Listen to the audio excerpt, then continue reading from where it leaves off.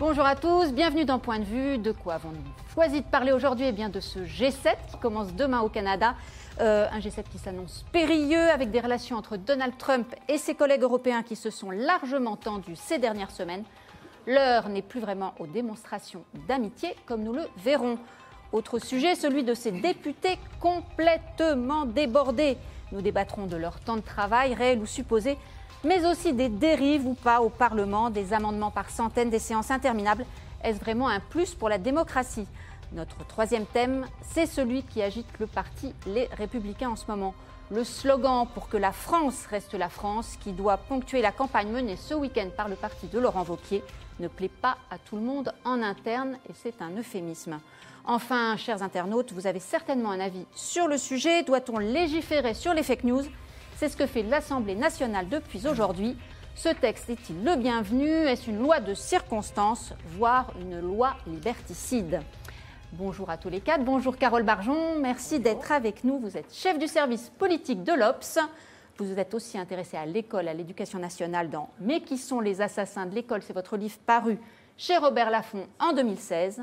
Et l'Obs, la couverture de l'Obs, je crois, est sur Bertrand Cantat. A-t-il le droit de chanter? La polémique sur ses concerts. Mais vous avez aussi un sujet sur les fake news, intitulé « Les fake news débarquent, Macron écope ». C'est bien ça? Oui, absolument.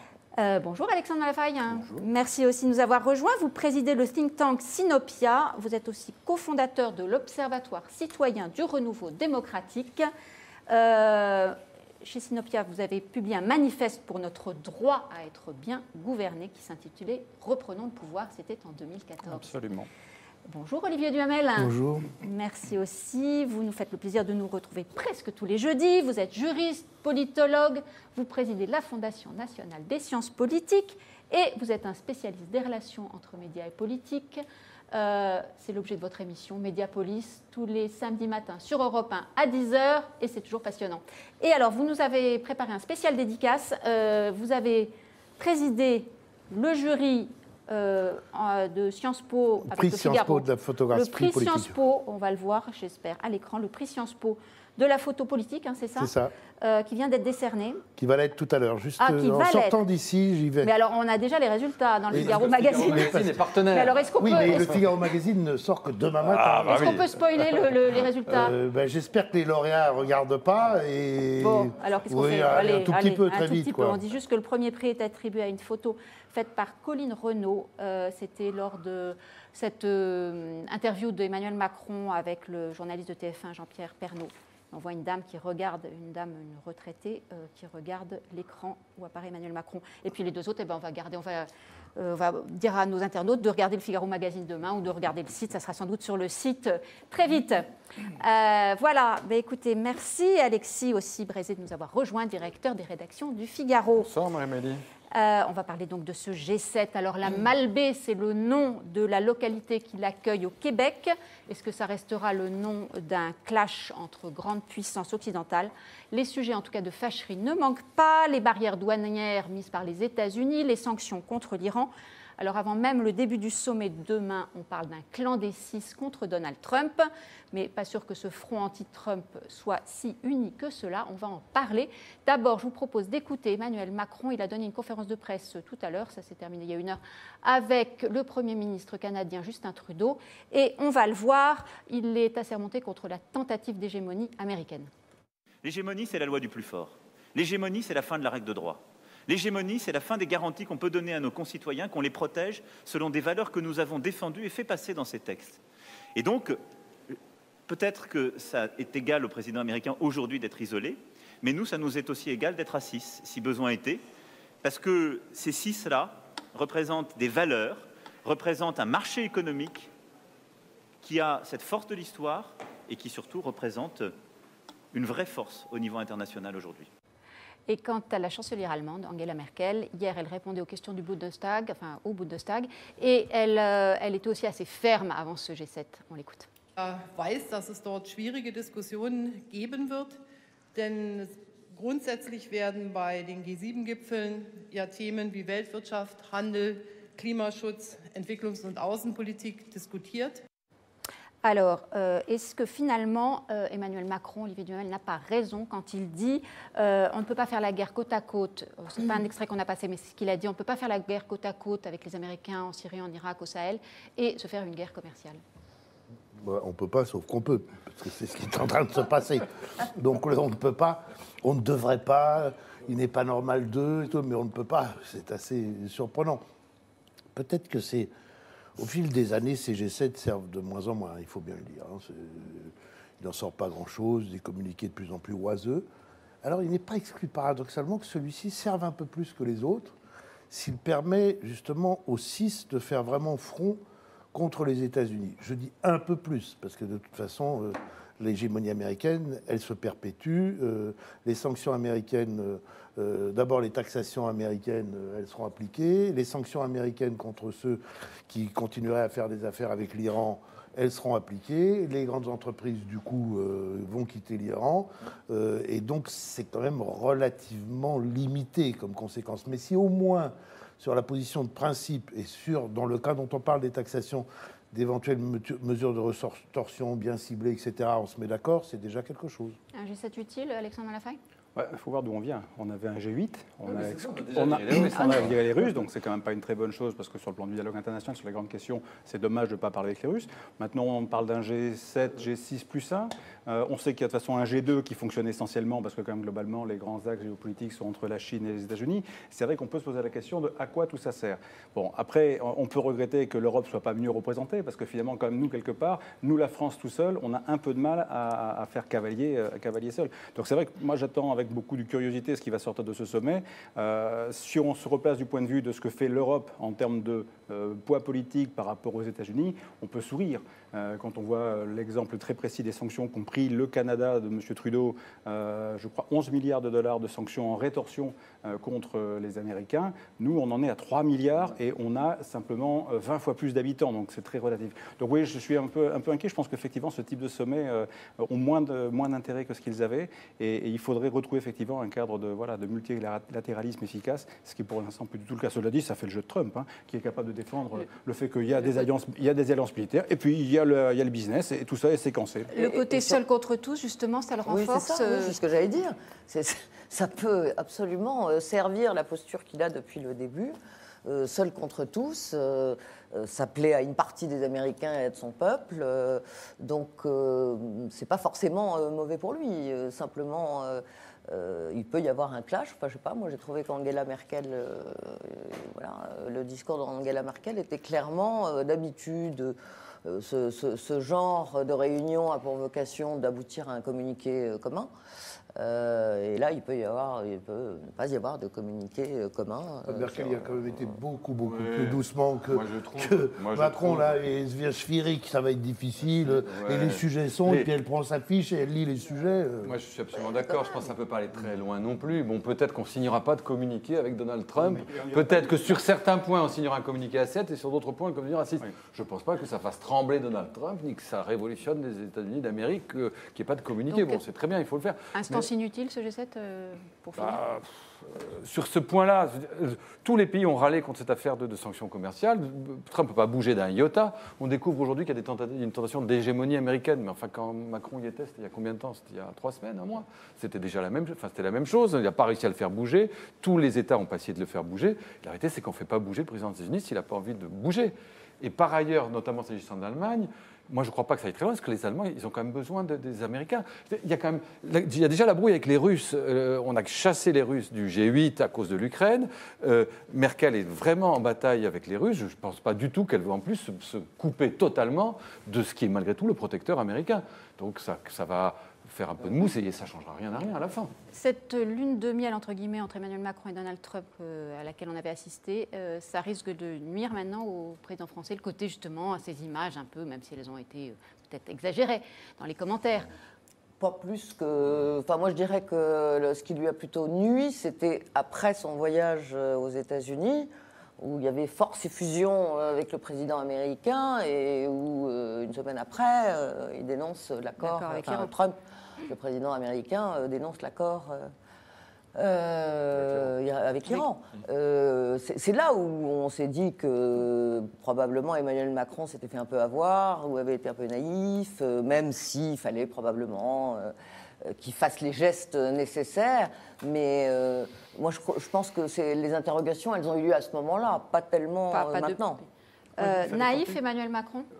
Je pense qu'il fallait tenter. Je crois que pour le coup, c'est le rôle de la diplomatie. Je veux dire, de toute façon, soit on fait la guerre, soit on fait de la diplomatie. La chaise vide et on ne fait rien n'a pas de sens, sauf quand on veut vraiment faire pression, comme a pu le faire De Gaulle à une certaine époque dans le cadre de certaines négociations européennes. Là, en l'occurrence, il fallait tenter. De toute façon, Trump est une énigme. Donc on sait pas, on sait d'où il vient, mais on ne le connaît pas bien. On oublie toujours que c'est un très très bon négociateur, en tout cas il a cette réputation-là. Et donc il fallait tenter depuis le départ de nouer une alliance, en essayant peut-être de faire en sorte que cette alliance, cette relation, pourrait à un moment donné passer des messages. Bon, visiblement, il est sûr de son fait. De toute façon, il est le plus fort de la bande, c'est clair. Sur un plan militaire, c'est 700 milliards de dollars. Sur le plan économique, c'est le pays le plus puissant du monde. Voilà, ils ont la loi américaine qui est extraterritoriale et qui, évidemment, fait de très gros dégâts. Ils ont l'arme du dollar. Voilà, à un moment donné, qu'est-ce qu'ils ont besoin de se mettre à genoux devant les autres? À la limite, le seul qui pourrait avoir un intérêt à ne pas y aller aujourd'hui pour envoyer un message, c'est Trump qui pourrait dire, écoutez, moi, votre G7, G6, G machin, j'ai pas besoin d'y aller. Donc votre compromis, s'il ne me convient pas, je le signe pas. Et ça change rien à ma vie, quoi. Alors ça, c'est maintenant, c'est ce que disait Macron quand il revenait des États-Unis. Il disait aux États-Unis, il disait à un moment donné, à court terme, tout ça peut marcher. À moyen long terme, c'est dément. Voilà. Et c'est ça, effectivement. À moyen long terme, c'est ça qui est un peu inquiétant par rapport à la perspective qu'on peut faire. Ça met le monde dans un état d'ébullition certaine, quoi. D'incertitude en tout cas certaine. Bruno Le Maire faisait une tribune, je crois que c'était avant-hier, hier dans le Figaro, où il disait comment expliquer que les alliés les plus proches des États-Unis soient traités comme la Chine. Là aussi, il fait preuve d'une certaine fausse naïveté, Olivier Duhamel.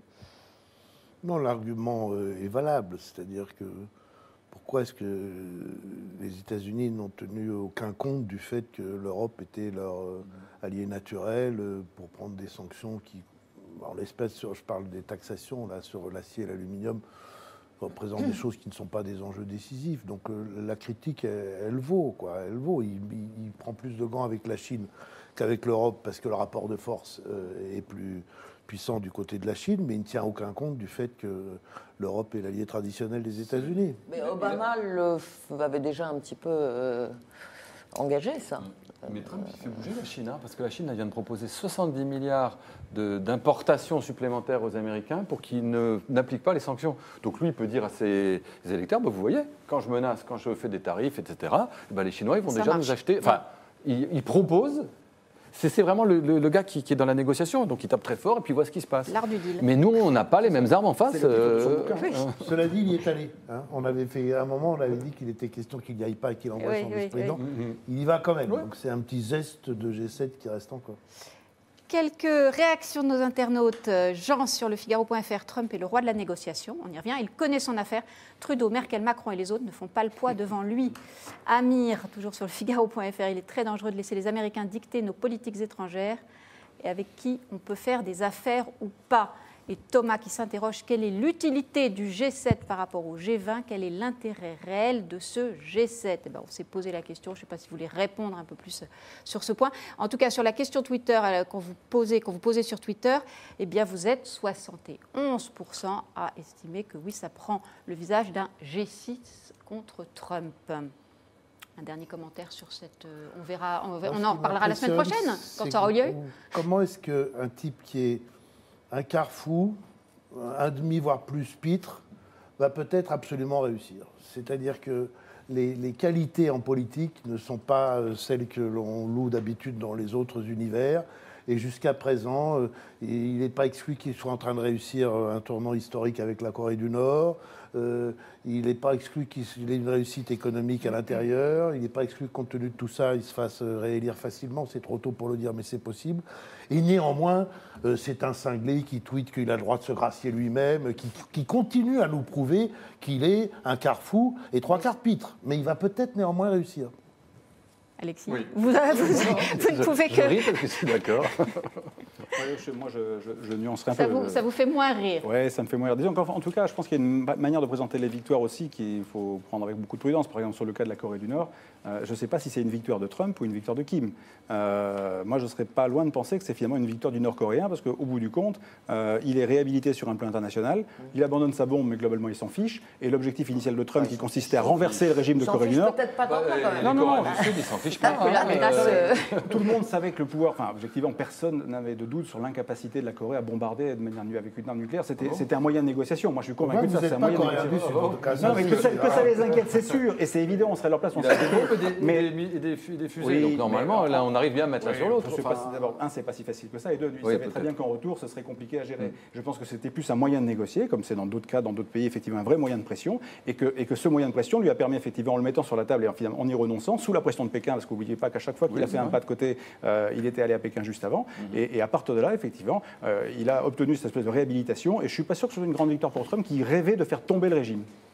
Si le sommet a lieu, c'est parce qu'il y a 15 jours, autour de ce plateau, on avait commenté le fait qu'il venait d'être annulé. Un accord de paix entre les deux Corées, ça sera peut-être une paix de dupes et qu'à la fin... Mais ça sera quand même une victoire diplomatique pour Trump, c'est quand même incroyable. J'en sais rien, je pense que c'est plus une victoire coréo-chinoise qu'autre chose, mais bon. On en reparlera. Un autre sujet tout à fait différent, effectivement, celui de ces députés qui seraient au bord de la crise de nerfs, obligés de travailler presque 2 week-ends d'affilée. Les textes de loi s'enchaînent à un rythme soutenu, c'est vrai. Et ces députés, ils râlent contre la mauvaise organisation du gouvernement. Alors, ont-ils raison, ont-ils tort, était-ce mieux avant ?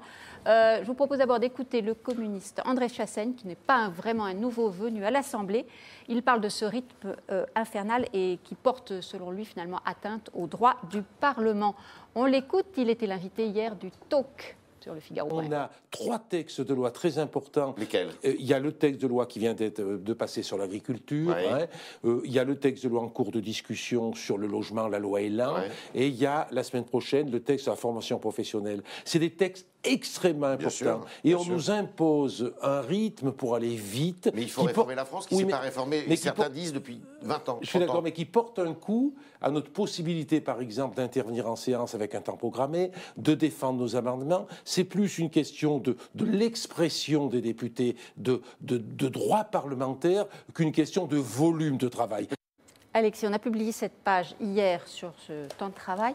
Il a raison, André Chassaigne, finalement Alors, statistiquement, après, on peut discuter d'un certain nombre de choses où tout n'est pas absolument faux. À l'essentiel, c'est-à-dire aux Le chiffres. Figaro fait un travail absolument remarquable va... de décompte statistique. Mais attendez, là, franchement, c'est assez bluffant.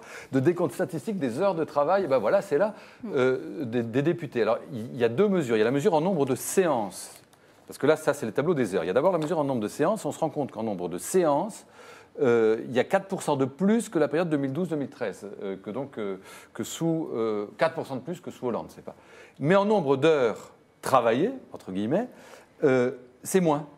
C'est-à-dire que finalement, sous Macron, il y a moins d'heures. Ils ont siégé moins longtemps que Ils ont siégé moins que sous Hollande, c'est-à-dire que 967 heures du 1er octobre au 31 mai sous Macron, et 1052 à une période équivalente sous Hollande, et 650 sous Sarkozy. Beaucoup plus que sous Sarkozy. Eh bien, oui, mais sous Sarkozy respectait le droit du Parlement.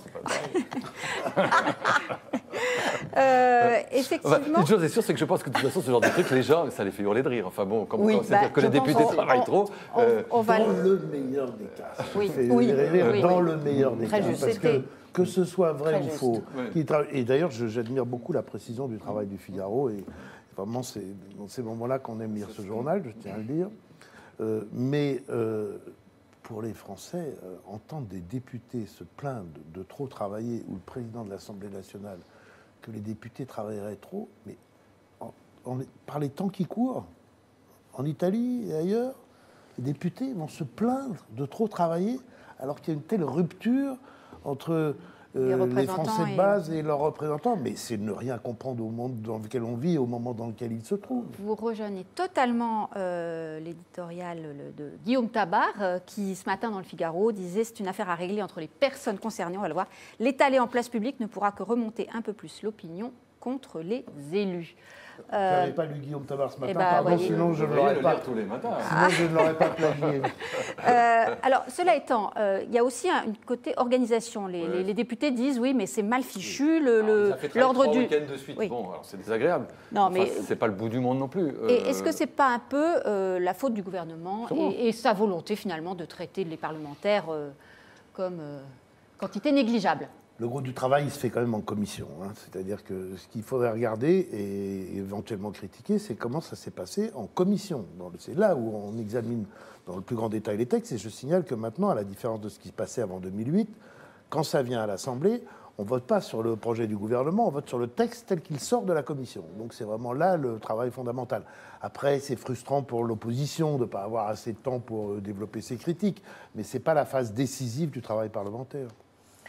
Carole, vous qui connaissez bien le fonctionnement. Pour aller dans le sens de ce que disait Olivier, je crois me souvenir qu'il y a eu un débat à l'automne sur le fait que les députés pouvaient faire prendre en charge les frais de garde de leurs enfants par des nounous.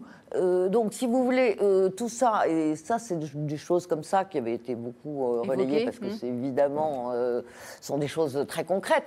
Donc, quand vous mettez ce genre de privilèges, ou d'avantages, en tout cas, par rapport à ces protestations, oui, c'est un peu... Le décalage est un peu... Le décalage est un peu rude, là. Alors, justement, ce décalage, nos internautes aussi le soulignent. Nous avons Johan qui nous dit « C'est indécent, je suis patron de PME de 8 personnes. Je travaille 70 heures par semaine pour 2 200 €. » Et Jérémy sur Facebook, et bientôt nous allons les voir faire grève dans la rue. Et le résultat de la question 46 000 que nous votants, c'est posions pas... sur le Figaro.fr. C'est même record absolu. Non, on a fait des 120 000, scores. 130 000. Non, mais je veux dire... le 93%, oui, non, de temps en temps, on a fait 90. On va arriver à faire un 100%, on est encore jamais arrivé. Notre challenge. Que ça sorte maintenant, cette espèce de polémique sur le fait qu'on travaille trop, alors qu'en plus, il y a eu cette information comme quoi les collaborateurs des parlementaires, les administrateurs, etc., étaient très, très bien payés et qu'il y avait une opacité. Oui, mais sauf que tout ça s'agrège. Et qu'à un moment donné, c'est vrai que le message est difficilement audible. Alors qu'après, on puisse se plaindre en tant que citoyen que la fabrication de la loi mériterait d'être un peu améliorée, que les textes soient travaillés de manière un peu plus d'efficacité. Là, par exemple, typiquement, maintenant, on en vient à détourner, si j'ai bien compris, comme le gouvernement a saturé l'agenda. Maintenant, c'est les parlementaires qui, entre la main du ministre, vont présenter la fameuse loi sur les fake news. Bon, c'est intéressant de voir qu'on essaie de s'arranger comme on peut pour arriver à faire avancer les choses avec des textes qui sont d'une qualité relative. Et puis moi, je m'inquiète d'un autre point, c'est que le Parlement n'est toujours pas dans son rôle sur le contrôle du gouvernement. De ce point de vue-là, il ne fait pas le job, quoi. Est-ce que, Carole, sur le côté amendement, justement, les députés, la France, la République En Marche déposent quantité d'amendements pour exister, pour s'émanciper un peu justement du côté Godillot. C'est une réalité. Il n'y a pas que les députés de la République En Marche. Hein, je veux dire, tous les députés de tous les partis ont toujours fait ça. C'est d'ailleurs pour ça que le gouvernement veut effectivement limiter la possibilité, le nombre d'amendements. Alors que lui-même n'arrête jamais d'en rajouter, lui aussi. Et effectivement, eux-mêmes utilisent ce genre de dérive. Donc, mais la vérité, c'est vrai qu'il y a peut-être trop d'amendements, puisqu'on sait très bien qu'il y en a qui sont rédigés exactement de la même manière, il y a seulement l'adjectif qui change, enfin bon. Donc il y a des abus de tous les côtés, mais c'est vrai que les députés de la République En Marche le font, et ils le font comme l'ont fait. Ça s'aggrave parce que maintenant, vous avez de plus en plus de procédé d'évaluation des parlementaires et que dans l'évaluation est un critère important. Le classement de nos députés, et ça fait partie du moment où c'est un critère important, les gens se disent moi je veux pas qu'on dise que je fais rien et donc ils vont déposer des amendements.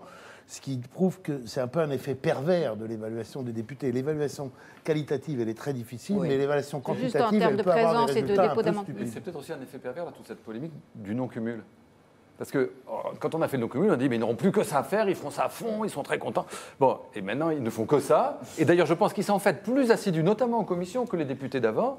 Parce que les députés d'avant, quand ils n'avaient pas envie d'y aller, ils n'y allaient pas, ils s'occupaient de leur commune, ils ne faisaient pas rien, ils s'occupaient de leur commune, de leur département, etc. Et donc ils trouvaient leur équilibre. Et autrefois, où ils étaient cumulards, ils ne se plaignaient pas de trop travailler, là ils n'ont plus que ça à faire. Ils travaillent, mais c'est peut-être aussi finalement une des fragilités de cette affaire du non-cumul. Est-ce que c'est aussi la nouvelle génération de députés qui viennent plus de la société civile, qui sont moins... peut-être qu'ils découvrent que finalement, ils disaient qu'ils allaient se la couler douce et que finalement, il faut bosser. Ce qui est vrai, c'est qu'il y a eu, pendant plusieurs semaines, il n'y a pas eu grand-chose à faire, mais ça, c'est des questions politiques, c'est compliqué de gérer les projets de loi. Et puis là, plein de projets de loi sont arrivés, donc ils ont eu 3 semaines, on leur a demandé de travailler, de revenir à l'Assemblée. Bon, c'est pas agréable, mais c'est pas non plus la mort du petit cheval. Ouais. Encore quelques réactions. Amir qui nous dit qu'ils n'ont pas le droit de se plaindre, ils sont très bien rémunérés pour leur travail. Et Béatrice, et pendant ce temps-là, il y a les internes en médecine qui n'arrêtent pas. La comparaison vaut ce qu'elle vaut, mais bon. On va passer à notre 3e thème. Alors c'est le tract qui doit être distribué dans toute la France ce week-end par les militants, les Républicains. Il fait grincer beaucoup de dents. C'est surtout son slogan pour que la France reste la France qui irrite au sein des Républicains. Alors, est-ce un prétexte de plus pour la fronde anti-Wauquiez? On va en parler. Mais d'abord, on va regarder Virginie Calmels, vice-présidente des Républicains. Elle n'en pense pas que du bien. Elle était l'invitée de France Inter ce matin. Tract, effectivement, il est, à mon avis, un peu déséquilibré en ce sens qu'il ne parle que des sujets régaliens et pas assez, de mon point de vue, d'économie. Et je pense que nous devons aussi, parce que nous sommes aujourd'hui le premier parti d'opposition encore debout, que nous sommes un parti de gouvernement et que, justement, si je me bats aujourd'hui dans cette famille de la droite assez abîmée, c'est pour éviter la montée des populismes et pour éviter que nous connaissions un jour en France que l'Italie vient de connaître. Olivier Duhamel, d'abord sur le slogan, finalement il est efficace, il est de votre point de vue? Il a au moins l'efficacité du fait qu'on ne parle que de ça. Bon, déjà, donc ça, c'est jamais on a autant parlé depuis très longtemps d'un tract des Républicains. Bon, et d'un. Je ne sais pas, pour tout vous dire, j'ai du mal à vraiment vous faire une réponse dont je sois convaincu. Et vous avez l'honnêteté de le reconnaître. Non, mais oui, mais je vais vous dire pourquoi. Parce que je ne sais pas quelles étaient les intentions des auteurs de ce tract, enfin très exactement de cette mise en valeur de la formule pour que la France reste la France. Soit ils avaient une intention délibérée de prendre un slogan qui avait un aspect néo-lepéniste, proche du Front National, en disant ça va nous en faire prendre un peu de plus, c'est là où est le problème pour nous, c'est là où il faut qu'on gagne des voix, tant pis si on passe pour crypto Front National, c'est pas grave, c'est ce qu'il faut faire. Première hypothèse. Deuxième hypothèse, ils disent cette formule, d'ailleurs, dont on peut aussi avoir une interprétation relativement creuse, comme elle a été prononcée par François Hollande, comme elle a été prononcée par Nicolas Sarkozy, comme elle a été prononcée par Emmanuel Macron, comme elle a été prononcée par des dirigeants socialistes. Et on pourrait vous trouver dans les archives, mais 20 trucs de gens qui ont dit... des partis socialistes là-dessus, parce que reste la France avec les services publics à la française. Oui, voilà. Or, je ne sais pas quelle est entre ces deux... Peut-être qu'ici, il y a des gens qui le savent autour de cette table. Moi, j'ai l'honnêteté de vous dire, je ne sais pas quelle est la réalité de leur intention, et donc je reste perplexe. La question est ouverte. Carole Bergeon, vous avez une réponse? Ben non, mais c'est vrai que c'est assez difficile. Bon, on imagine tout de même que l'intention de Laurent Wauquiez, c'est probablement aussi de rappeler des slogans un peu similaires, qui étaient la France aux Français, par exemple, ou des choses comme ça, qu'avait utilisé le Front National, puisqu'on sait que l'un de ses objectifs, c'est de récupérer quand même des électeurs de Marine Le Pen. Donc... limite, il fait son job, mais c'est vrai qu'Olivier Duhamel a raison de dire que c'est suffisamment, ambigu, pour qu'il puisse pas... Finalement, alors, pourquoi au sein des Républicains, Alexis, ça crée de tels remous? Et c'est sans doute, effectivement, parce qu'il y a quelques arrière-pensées. C'est ça la bonne question, si vous me permettez. D'abord, sur le fait, moi, je n'ai pas d'informations, mais je pense... J'ai quand même l'intuition que Wauquiez, c'est à peu près ce qu'il fait. Donc il choisit une transgression, il monte le son de la transgression, précisément parce que sa stratégie de la transgression, pour l'instant, ne produit pas ou peu d'effet. Donc il faut monter le son. Et je pense qu'il se dit, et à juste titre, que sur un slogan comme ça, si on fait demain un sondage pour dire est-ce que vous êtes d'accord pour que la France reste la France, 80% des gens disent oui. Donc en termes 13%, ça va le faire, tiens. En termes d'opinion, il est gagnant. Le problème, c'est qu'il a un front de l'opinion et un front de son parti. Et que vu le climat dans son parti, où il a quand même beaucoup de gens contre lui qui disent « ah, ça ne marche pas », etc., qui critiquent sa stratégie dite de droitisation, il y a ceux qui en profitent. Calmels, elle ne le tape pas tellement fort, elle dit juste il devrait parler plus d'économie. Au passage, il en parle parce qu'il dit il n'y a jamais eu autant d'impôts, il n'y a jamais eu autant d'immigrés. Donc il parle aussi d'économie. Mais les critiques de Calmels, elles ne lui reprochent pas ce qu'il dit, elles lui reprochent ce qu'il ne dit pas. Mais enfin, si on regarde le climat aujourd'hui à l'intérieur des Républicains, où il est sous forte pression critique, c'est évident que... Mais au fond, je pense qu'il a renoncé. Alors peut-être qu'il a tort, ça c'est une autre affaire. Mais... à réunir autour de lui, fédérer les chapelles et les sous-chapelles, soit il s'en fiche, soit il a compris que ça ne marcherait plus, et maintenant il n'a plus qu'un truc à faire, c'est l'opinion. Comme Sarkozy l'avait fait une époque avec le ministère de l'Identité nationale et tout ça, et ça avait quand même marché. La difficulté, c'est qu'aujourd'hui, ça n'a pas marché, mais il peut se dire que demain, ça marchera. Voilà, on le verra, mais il va falloir aller assez vite parce que les Européennes arrivent. Parmi les critiques, il y avait celle, je crois que c'est chez nos confrères du Parisien, de Bruno Retailleau, qui disait « Il faut se méfier des slogans. Le pire pour nous serait de remplacer la pensée par des tracts. » Mais là, franchement, dans un tract qu'on distribue sur les marchés, on met quoi si on ne met pas des slogans? C'est le principe d'un tract, c'est de mettre des slogans. Là. Il faut connecter la forme au fond, quoi. Il faut que le fond remonte. Et c'est un peu le problème de l'ambiguïté qu'il y a au travers de cette formule. C'est que derrière, il faut connecter ça à une pensée qu'on peut assumer. Et à mon avis, c'est ça qu'il faut faire, c'est assumer. Et si on voit qu'a priori, il y a comme ça un peu de divergence entre les uns et les autres, c'est dommage parce que justement, c'est peut-être l'occasion sur un sujet qui est un vrai sujet. Hein. Je veux dire, finalement, on vient d'où, on est où et on veut aller où.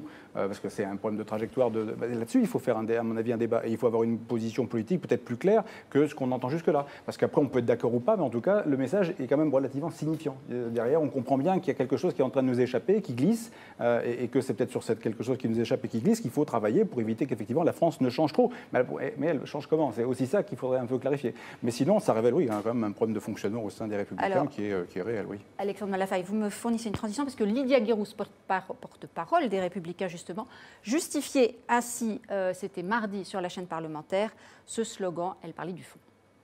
Moi, la France, c'est la France des Lumières, c'est celle de Voltaire, c'est celle de Simone Veil. Oui, j'aime cette France et je veux que cette France des libertés reste la France. Je ne veux pas que nous cédions à la montée de l'obscurantisme qui existe dans certains quartiers et que certains couards ne veulent absolument pas voir parce qu'ils sont installés dans leur confort et qui s'estiment ne pas être touchés par cette montée du communautarisme. Il n'y a absolument rien de choquant dans ce slogan. Au contraire, c'est beau, c'est un message d'espoir.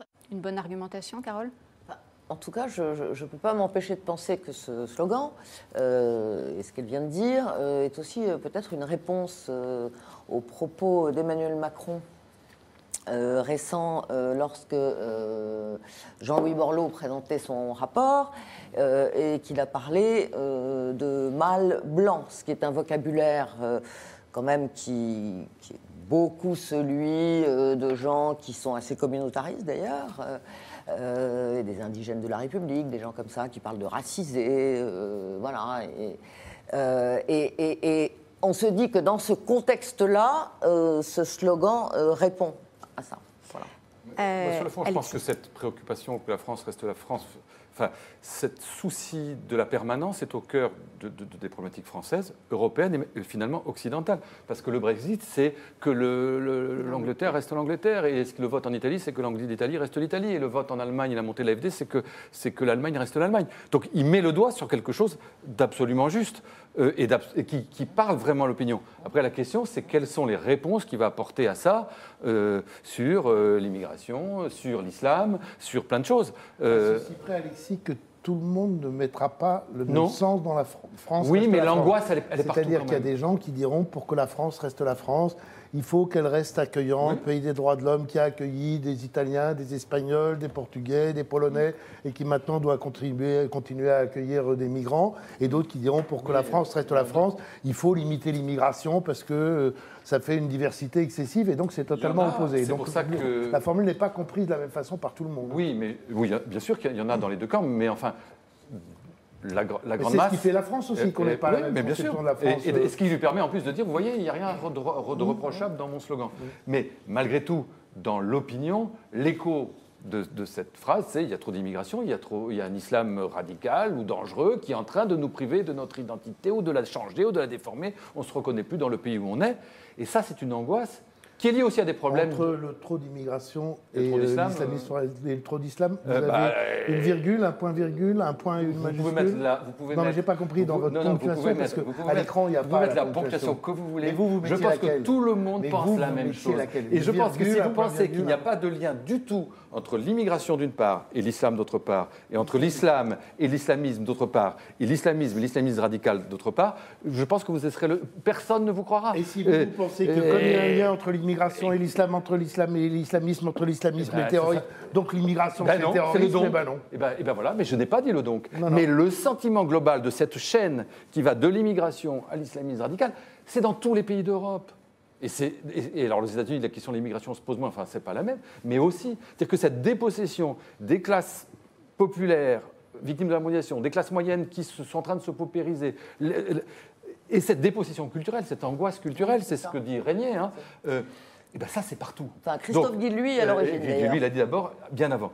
C'est pas exactement la même chose. Enfin bon. Mais enfin, bon, en gros, ce sentiment-là, on est d'accord qu'il est partout. Populisme Après, patrimonial dit régner, y compris patrimoine immatériel. Donc le sentiment, le style de vie. Il y a quelque chose qui... Voilà. Bon, la manière dont on est traité. Donc il met le doigt sur quelque chose de sensible. Après, on peut diverger sur les réponses qu'il faut y apporter. Mais on ne peut pas dire que c'est absurde ou purement démagogique dans le sujet. Non, c'est une angoisse. Si le lien n'est pas forcément évident entre, d'un côté, l'immigration et à l'autre bout de la chaîne, comme on vient de la tracer, vous venez de la tracer, le terrorisme, c'est certain, c'est que les gens, ils le font d'une certaine manière. Les problèmes sont là, et pour l'instant, les réponses politiques à l'échelle française européenne ne sont pas vraiment apportées. Et qu'on est face plutôt à une situation où on a plutôt tendance à subir, et que cette fameuse France dont vous parliez tout à l'heure, qui est une France généreuse, qui accueille, etc., elle est un peu battue en brèche parce qu'elle ne sait pas non plus traiter correctement les autres problèmes. Comme dirait l'autre, c'est en même temps. C'est qu'il faut défendre cette double face de la France qui est à la fois généreuse et qui, en même temps, a besoin de se défendre et de préserver ses fondamentaux, ses moyens, ses bases pour continuer à rester ce qu'elle est. C'est un vrai sujet. C'est un sujet qui partage vos votes à notre question Twitter, parce que vous êtes 52% à dire oui, c'est un bon slogan. Finalement, oui, c'est assez équilibré. Alors, tout dépend effectivement de ce qu'on met derrière ce slogan. Isométrique nous dit c'est un très bon slogan identitaire et percutant. Mais Johan lui répond LR qui devient identitaire, quel dommage. Et la Isométrique toujours, les Français sont tétanisés par le politiquement correct. Enfin, faut pas charrier. C'est votre pseudo. Je trouve que c'est un slogan creux qui a plein de sous-entendus. Alexis, encore un mot. Juste un mot sur une polémique assez semblable qui a frappé Gérard Collomb la semaine dernière sur d'une part les migrants font du benchmarking et on a un certain nombre de régions qui sont submergées par l'afflux de migrants. Il s'est fait taper dessus, etc. Et il se trouve qu'avec Odoxa et France Info, on a testé ces trucs et 60% des gens disent bah oui, il a raison. Donc ça prouve aussi que toutes ces thématiques-là, ça trouve une résonance dans l'opinion. Mais là, quand même, écoutez, moi en général, je suis pas surpris par les résultats de vos sondages. Mais le 52%, vous êtes... Ah bah oui, moi d'habitude, je le sens venir exactement. Là, quand même... On le refera. Là, c'est le sondage Twitter, c'est Twitter. C'est pas un sondage Twitter. C'est 411 votes, l'autre c'était 48 000. C'est les Français ou c'est les militants LR? Non, c'est nos... c'est la question le compte Twitter. C'est le compte Twitter, d'accord. Oui, déjà, entre les deux. C'est pas insoumis. Non, mais si vous vouliez faire 100%, il fallait mettre est-ce que vous voulez que la France ne reste pas la France? Là, vous avez une petite chance de les avoir. On devrait vous consulter plus souvent, Olivier. Alors, là, c'est une vraie info, en tout cas à l'heure où je vous parle. La loi sur les fake news, ça sera la manchette du Figaro demain, n'est-ce pas, Alexis? Oui. Donc ça, on n'est pas dans le fake news, on est dans l'info. Non, on dit qu'il y a une levée de bouclier contre la loi sur les fake news, puisqu'en fait, la gauche est contre, l'extrême gauche est contre, la droite est contre, l'extrême droite est contre, les socialistes sont contre, il n'y a que En Marche qui est pour. Le Figaro est contre, Le Monde est contre. Alors, on va en parler. Ce sont donc deux textes relatifs à la lutte contre la manipulation de l'information. C'est l'intitulé que le gouvernement entend donc combattre en période électorale. Alors donc avant même leur passage à l'Assemblée, ces propositions de loi déclenchent les passions. Elles sont liberticides pour Marine Le Pen. C'est une police de la pensée, nous a dit Christian Jacob pour Les Républicains. Voici comment Benjamin Griveaux, porte-parole du gouvernement, défend ces textes. On l'écoute. Je rappelle que les candidats à l'élection présidentielle ou les candidats aux élections législatives n'ont pas le droit de sponsoriser des contenus sur Internet.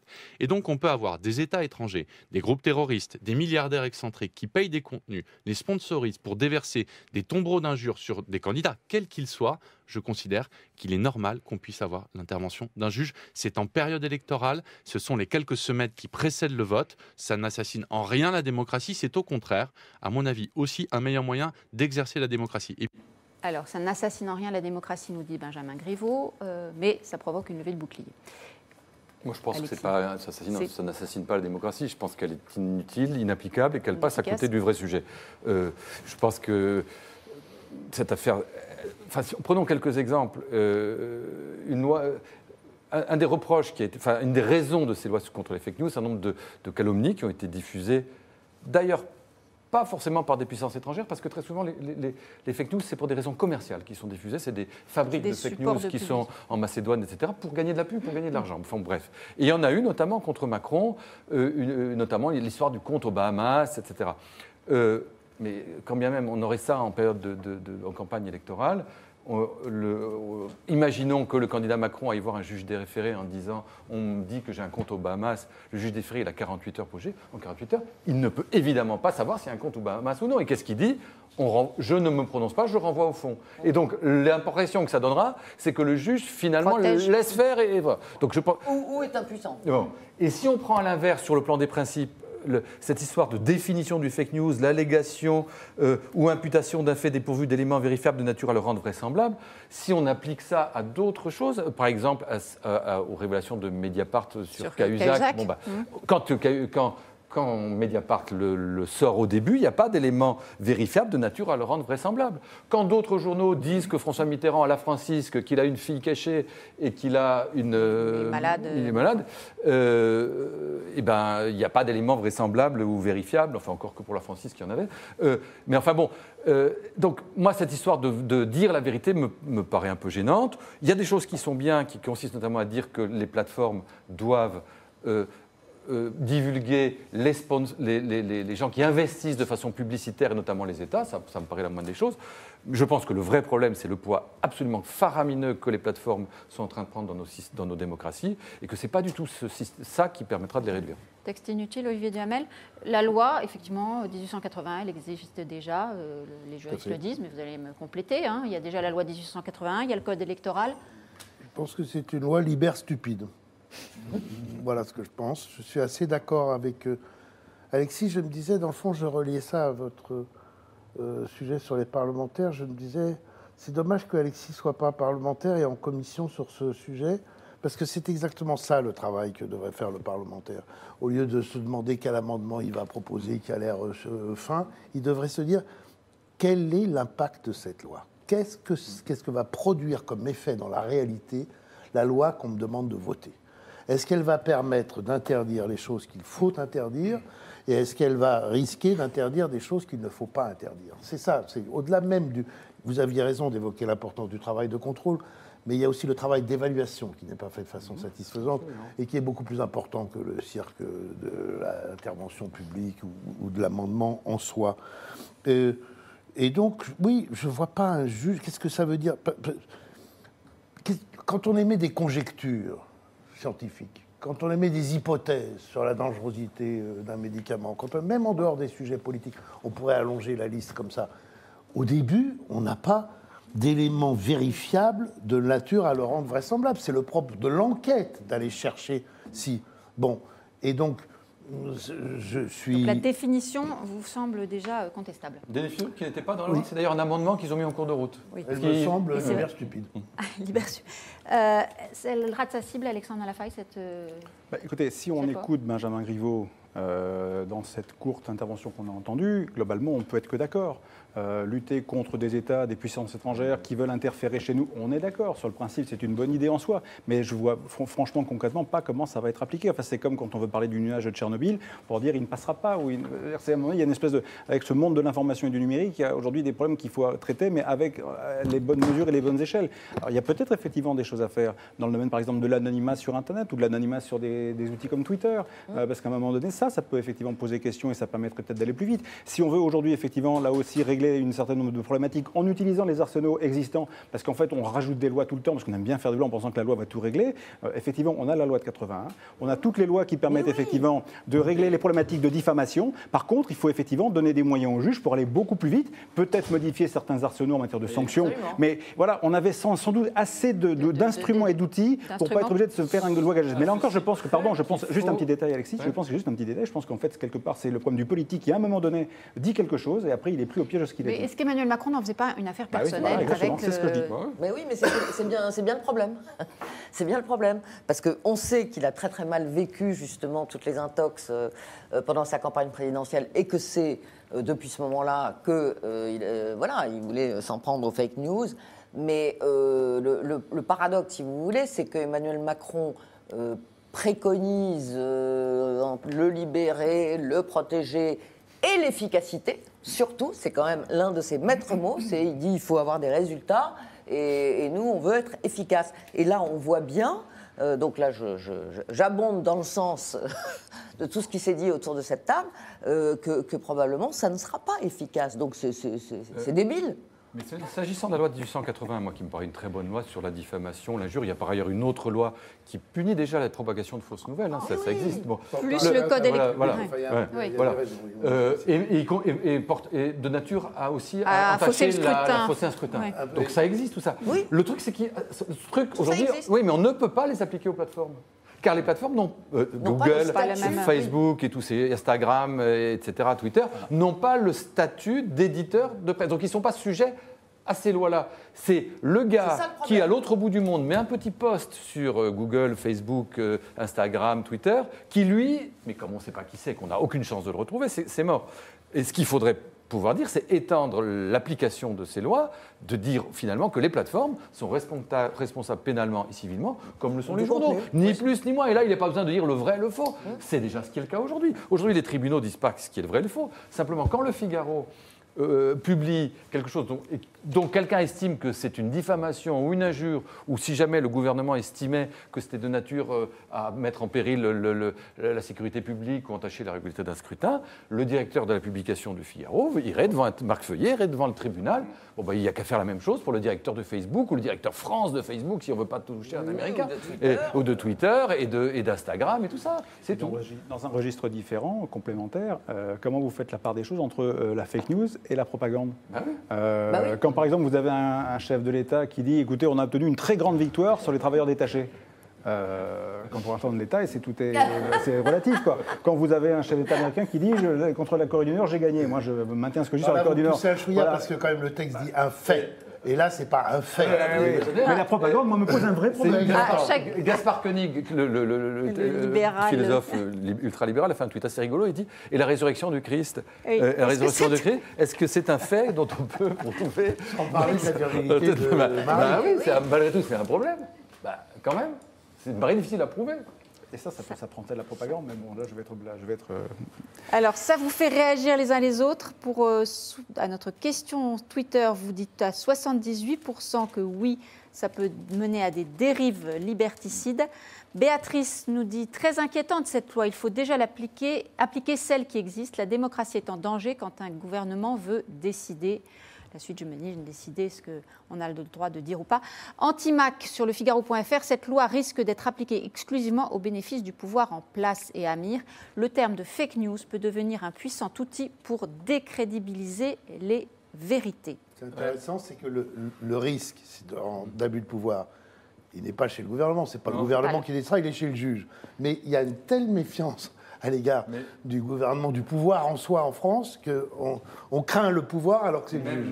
Moi, je pense que le risque, là, il est chez les plateformes. Parce que je pense que les juges, ils vont voir ce machin, ils le mettront de côté, et parce qu'ils ne vont pas réussir à... En 48 heures et déterminer. Comment voulez-vous qu'on dise ? Ils sont déjà en revanche, le risque, à mon avis, c'est qu'un certain nombre de plateformes, prenant les devants, décident d'éliminer de Facebook, de Twitter, tel ou tel, qui ne plaira pas, ou au contraire pour embêter les pouvoirs publics, ce qu'ils ont fait en Allemagne. Quand les Allemands ont dit il faut que les responsables de, je crois que c'était Facebook, soient eux-mêmes pénalement responsables des appels à la haine et à la discrimination, qu'est-ce qu'ils ont fait pour rigoler ? Ils ont dit le ministre de l'Intérieur allemand a dit ceci, ça nous paraît un appel à la haine et à la discrimination, on supprime son compte. Donc les plateformes peuvent aussi s'appuyer là-dessus pour faire elles-mêmes leur propre censure. Et la loi allemande, elle est encore plus, celle qui est passée, est très contestée sur ce même thème. Sur les appels à la haine, elle ne sait pas tellement sur la réalité ou la fausseté d'une information, c'est sur... Avec des amendes très très lourdes. Avec des amendes très lourdes, mais en même temps, c'est vrai que ce n'est pas normal, là encore, qu'aujourd'hui, Le Figaro ou Le Monde ou tous les médias ou l'Obs soient responsables du plus petit commentaire qui arrive au bout d'un article. Non, mais c'est le vrai sujet. Un gars, nous, pareil, s'il y a un propos antisémite, raciste, etc., on en est pénalement responsable. C'est le vrai sujet. Facebook peut passer des vidéos de décapitation, il n'y a pas de responsable, si ce n'est le gars qui l'a posté, qui est en Syrie, qu'on ne trouvera jamais. Donc c'est pas normal. C'est un sujet qu'on devrait aborder avec les Américains, parce qu'en plus, ce sont des plateformes, des moteurs de recherche qui sont tous américains. Et ça, c'est un vrai sujet. C'est intéressant, là. Là, on a des vrais sujets. Mais là, sur ce sujet avec Trump, vous allez avoir du mal. C'est clair. Non, mais de toute façon, avec la conception américaine de la liberté... Alors, les Américains, ils diront pleine liberté, premier amendement, et Trump, il dira, commençons par le Washington Post et le New York Times. Chacun. Alors, je vous suggère à ce propos de lire demain dans le Figaro l'interview de Scott Galloway. Scott Galloway, c'est un grand spécialiste des GAFA. Et lui, sa conclusion, justement, c'est qu'il est temps de les démanteler parce que pour toutes sortes de raisons, mais notamment leur puissance et leur hégémonie. Merci beaucoup à tous les quatre. Merci de nous avoir suivis et rendez-vous demain pour un nouveau point de vue. Merci.